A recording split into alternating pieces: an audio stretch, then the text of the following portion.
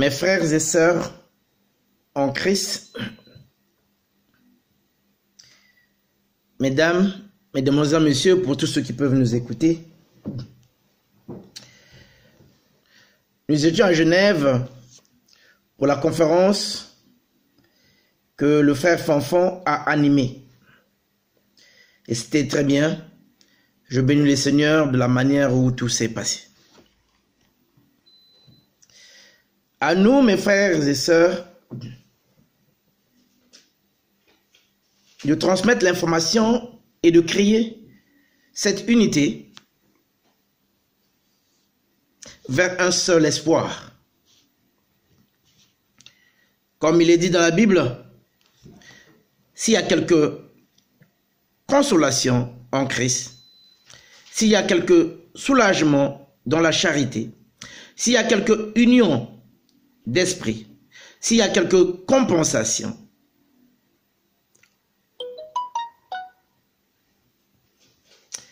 s'il y a quelque miséricorde, rendez ma joie parfaite, ayant un même sentiment, un même amour,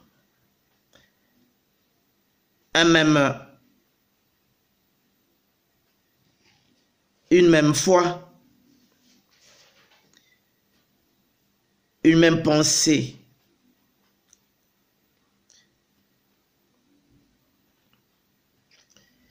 Et je sais que c'est ensemble que nous avançons, que nous construisons. C'est ensemble que nous bâtissons. C'est pourquoi je suis content dans le Seigneur pour ce peuple. La puissance que Dieu te donne, la force que Dieu te donne, consiste à impacter les uns les autres autour de toi. Je voulais, en accord avec la pensée de la doctrine de Christ, encore parler de la conférence dont l'une des parties sur la généalogie de Jésus-Christ. La généalogie de Jésus-Christ qui est présentée par 3 évangélistes.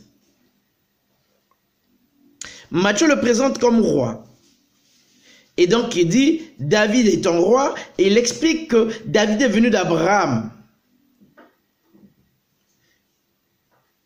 Luc, lui, veut expliquer comme étant le fils de l'homme. C'est Joseph. En fait, Luc dit, on croyait, parce que c'est faux. Et celui qui est simple, c'est Marc qui dit, le fils de Dieu. Il n'est pas compliqué, il est très simple. Lui, il ne va pas très loin. Pendant que les autres cherchent à expliquer à gauche et à droite, Marc, il dit, au commencement de son évangile, je vais lire. Commencement de l'évangile de Jésus-Christ, fils de Dieu. Point. Il a fini. Et quand vous allez dans Matthieu, dans Luc, heureusement que Luc dit, on croyait. Donc Luc dit, nous nous sommes trompés. Ce que nous avons dit, ce n'était pas ça. On croyait. Bien que nous ne le disions pas, mais Marc confirme.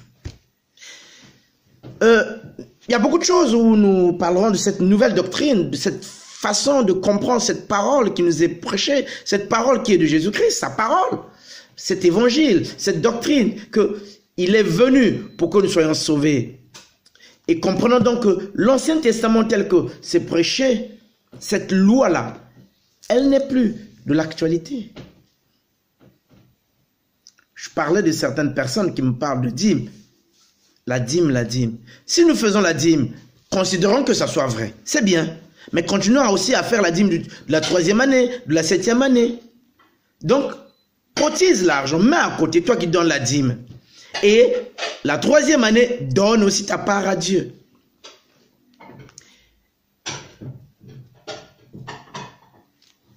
C'est-à-dire, donne ça à ceux qui sont autour de toi. Parce qu'il disait, porte. C'est-à-dire, donne à Dieu dans le sens que, comme c'est la loi de Dieu. Mais c'est des faussetés. Oublions, comprenons ce qui est de Dieu.